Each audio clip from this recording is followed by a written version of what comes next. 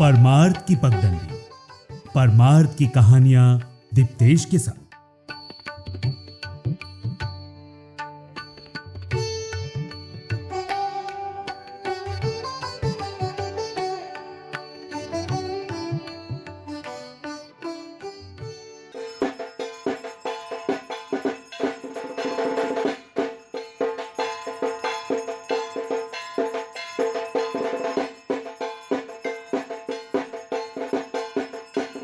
आज कथा माता सिद्धिदात्री की। मां दुर्गा का आखिरी स्वरूप सिद्धिदात्री थी। ये मां दुर्गा जी की 9वीं शक्ति थी। मां सिद्धिदात्री व्यक्ति को सिद्धि प्रदान करती है। अगर इनकी पूजा विधि विधान और पूर्ण निष्ठा के साथ की जाए तो व्यक्ति को सभी सिद्धियों की प्राप्ति होती है। साथ ही ब्रह्मांड पर पूर्ण विजय प्राप्त करने की हिम्मत भी व्यक्ति में आ जाती है। देवी पुराण में कहा गया है कि मां सिद्धिदात्री की कृपा से ही शिव शंकर ने सिद्धियां प्राप्त की थी। ये मां की ही अनुकंपा थी कि भगवान शिव का आधा शरीर देवी का हुआ। इन्हें अर्धनारीश्वर कहा गया। कमल पुष्प पर आसीन मां की 4 भुजाएं हैं। मां का वाहन सिंह है। सिद्धिदात्री मां की आराधना उपासना कर भक्तों की लौकिक पारलौकिक सभी तरह की मनोकामनाएं पूर्ण हो जाती है। मां अपने भक्तों की हर इच्छा पूरी करती है, जिससे कुछ भी ऐसा शेष नहीं बचता है जिसे व्यक्ति पूरा करना चाहे। व्यक्ति अपनी सभी सांसारिक इच्छाओं आवश्यकताओं से ऊपर उठता है और मां भगवती के दिव्य लोकों में विचरण करता हुआ उनके कृपा रस पीयूष का निरंतर पान करता है और फिर विषय भोग शून्य हो जाता है। इन सभी को पाने के बाद व्यक्ति को किसी भी चीज को पाने की इच्छा नहीं रह जाती है। मार्कंडेय पुराण के अनुसार अणिमा, महिमा, गरिमा, लघिमा, प्राप्ति, प्राकाम्य, इशित्व और वशित्व ये 8 सिद्धियां होती हैं। ब्रह्म वैवर्त पुराण के श्री कृष्ण जन्म खंड में ये संख्या 18 बताई गई है, जिनके नाम इस प्रकार से हैं जैसे अणिमा, लघिमा, प्राप्ति, प्राकाम्य, महिमा, इशित्व, वशित्व, सर्व कामावसयिता, सर्वज्ञत्व, दूर श्रवण, पर काया प्रवेशण, वाक सिद्धि, कल्प वृक्षत्व, सृष्टि, संहार करण सामर्थ्य, अमरत्व, सर्व न्यायकत्व, भावना और सिद्धि। मां सिद्धिदात्री भक्तों और साधकों को ये सभी सिद्धियां प्रदान करने में समर्थ है। मां सिद्धिदात्री 4 भुजाओं वाली है। इनका वाहन सिंह है। ये कमल पुष्प पर भी आसीन होती है।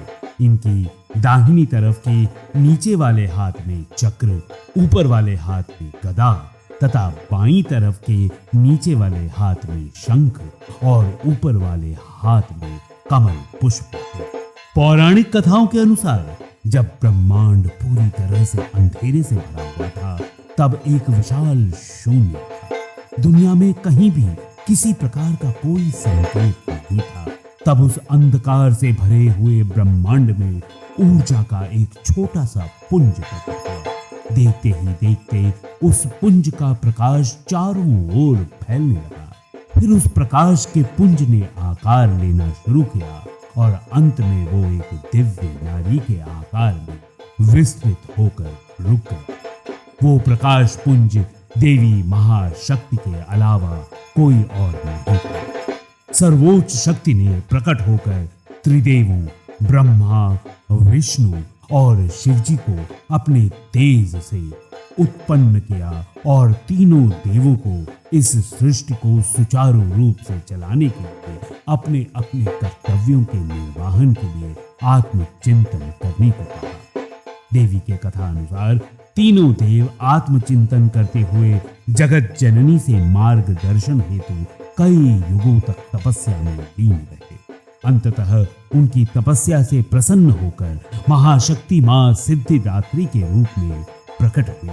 देवी मां सिद्धिदात्री ने ब्रह्मा जी को सरस्वती जी, विष्णु जी को लक्ष्मी जी और शिव जी को आदि शक्ति प्रदान की। मां सिद्धिदात्री ने ब्रह्मा जी को सृष्टि की रचना का भार सौंपा, विष्णु जी को सृष्टि के पालन का कार्य दिया और महादेव को समय आने पर सृष्टि के संहार का भार सौंपा।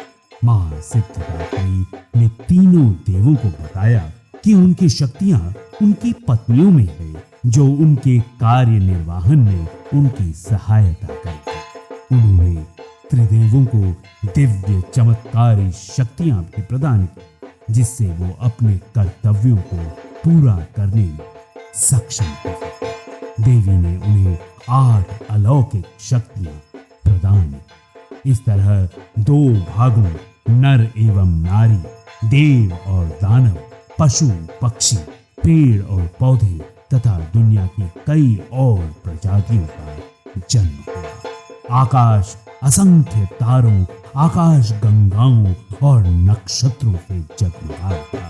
पृथ्वी पर महासागरों, नदियों, पर्वतों, वनस्पतियों और जीवों की उत्पत्ति हुई। इस प्रकार से मां सिद्धिदात्री की कृपा से सृष्टि की रचना, पालन और संहार का कार्य संचालित हुआ।